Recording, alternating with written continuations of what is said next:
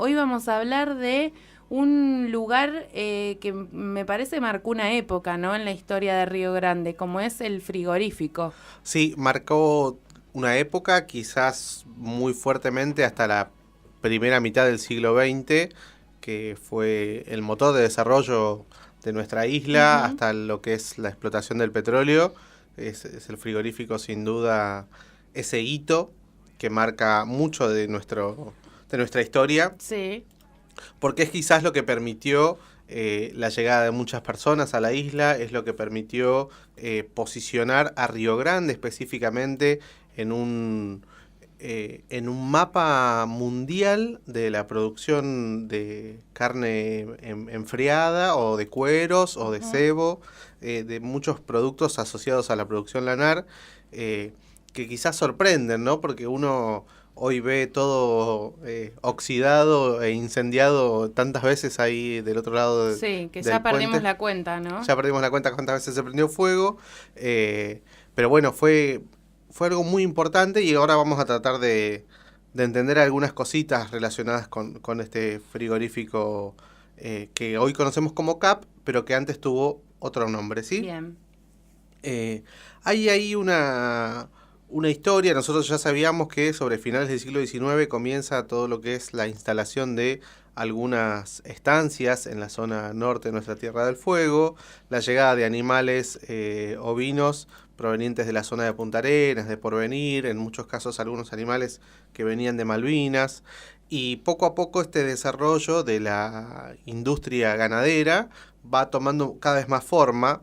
Y en ese sentido habla, esto lo que les voy a contar hoy son dichos de Belsa, una alianza estratégica también entre Menéndez y algunas partes de las Fuerzas Armadas, porque obviamente ya estaba el muelle instalado en la margen sur del río. Entonces, ¿qué pasaba? Era difícil acceder porque era un río aparentemente algo mañoso, no Ujú. era demasiado profundo el dragado, entonces los barcos que podían entrar hasta este muelle no eran tampoco muy grandes.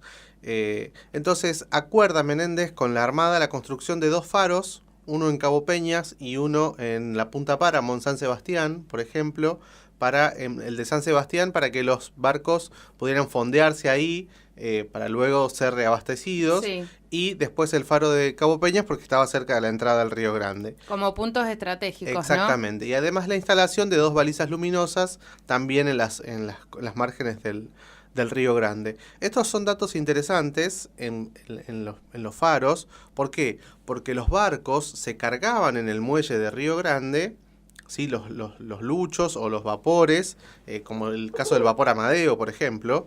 Estos barcos eran cargados y después se iban hasta San Sebastián, y en San Sebastián o sea, se cambiaba la carga. Ah, mira, Esa carga era subida a barcos más grandes, mira. ¿sí? Precisamente por la necesidad de transportar mayores volúmenes Ujú. y por la imposibilidad de ingresar estos barcos de mayor porte hacia nuestro muelle, Claro, ¿sí? Esto es algo una cuestión de una logística. cuestión de logística, y pensémoslo hace 100 años. Sí, sí, sí. Demasiada maña se daban, ¿no? Demasiada maña se daban.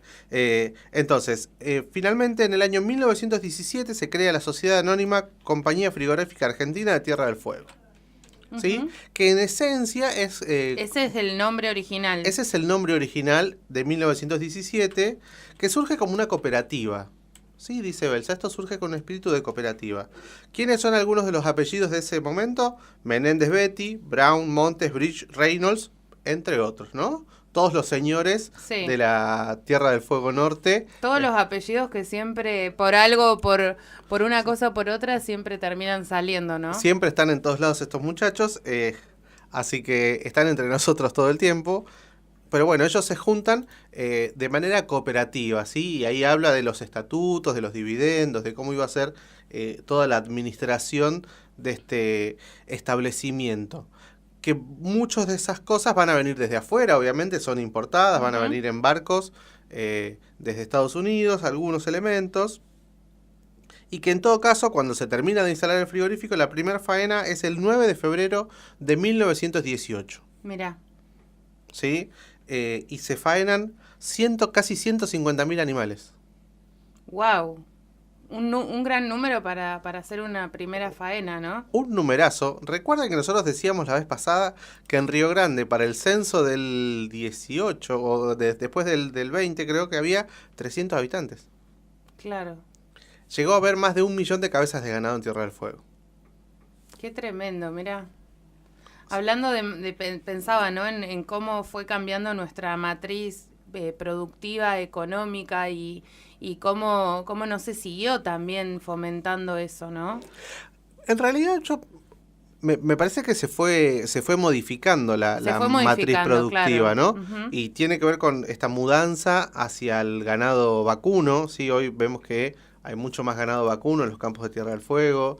Eso también tiene que ver con algunas decisiones estratégicas. Supongo que tiene que ver con el precio de la lana, supongo que tiene que ver con... Y han sufrido, claro, el cambio también se debe a los perros cimarrones, han tenido que mutar en la producción del ovino al bovino. Es uno de los argumentos que se maneja desde la asociación rural. Sí, pero pensemos esto, yo también creo que tiene que ver con cuestiones más bien a escala mundial, precios de la lana, fletes, y eso también debería tener alguna influencia en la decisión estratégica de dedicarte más o menos a la producción ovina o bovina.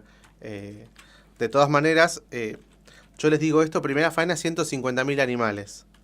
Pero luego el promedio era de 250.000 animales por temporada.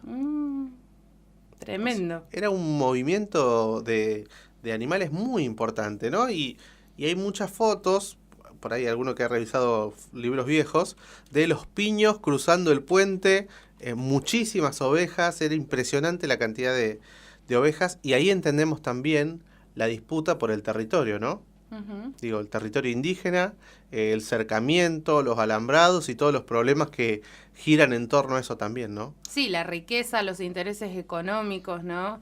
También fundamental. Qué bárbaro, cómo esto que contás, Esteban, seguramente fue un llamador para muchas personas que vinieran a vivir a Tierra del Fuego. Sí, ahí vamos a ver un poquito de eso. El 21 de mayo sale el primer embarque para Inglaterra, ¿sí? Se va la carne procesada en Tierra del Fuego, se va a Inglaterra, en el vapor Amadeo y en el vapor Austral. Hasta San Sebastián, como yo les decía, 1.000 toneladas de carne congelada. Uh-huh. ¿Sí? O sea, son datitos que uno piensa y eso es un montón. No, para la época debe haber sido tremendo el número. Y otros de los productos que se sacaban, cuero, grasa, cebo, guano, fueron destinados al mercado, algunos al mercado inglés, otros al mercado estadounidense y algunos productos, no tantos, dice Belsa, al mercado nacional. Uh-huh. ¿Sí? O sea, todo era material que se exportaba. Lo cual también es un dato que habla sobre la situación mundial, ¿no? Pero dice, había algunos inconvenientes para esta producción en un lugar como Río Grande. El costo del flete, ¿sí? Una excusa que seguimos escuchando hasta el día de hoy. Pagamos cosas caras por el flete. Bueno, esto ya lo decían los muchachos hace 100 años. Mira. El aislamiento que tenía la planta, ¿sí? Porque recuerden que el puente colgante se estaba construyendo, estaba en ese proceso de construcción, entonces movilizar la hacienda también era bastante difícil. Entonces, hace 7 años que se cayó el puente colgante. Exactamente, se lo llevó el agua. Y esto, un asunto también era importante, la movilización de gente, ¿no? Traían empleados de Buenos Aires, traían gente de Punta Arenas, uh-huh, que venía a trabajar. Hablan ahí de unos 400 empleados en algunos momentos. Pensé que iban a ser más, pero eso fue el inicio. Pero esa gente que solo trabajaba en el frigorífico. Claro. O sea, y estamos hablando de 1920, 1930... No estamos hablando de ahora. Quizás ahora el frigorífico funciona con muchísima menos gente, pero ahí, porque ¿qué pasaba, no? El frigorífico no era solamente el lugar donde se mataba el animal, uh-huh, era toda una instalación, dormitorios, cocinas, panadería, servicio médico. Era una mini ciudad, era un importante complejo, uh-huh, que incluso, ahí viene otra cuestión para contar, estaban los piletones donde John Goodall criaba las primeras truchas y salmones que iban a ser cultivados luego en los ríos fueguinos. Mirá, todo un dato ese.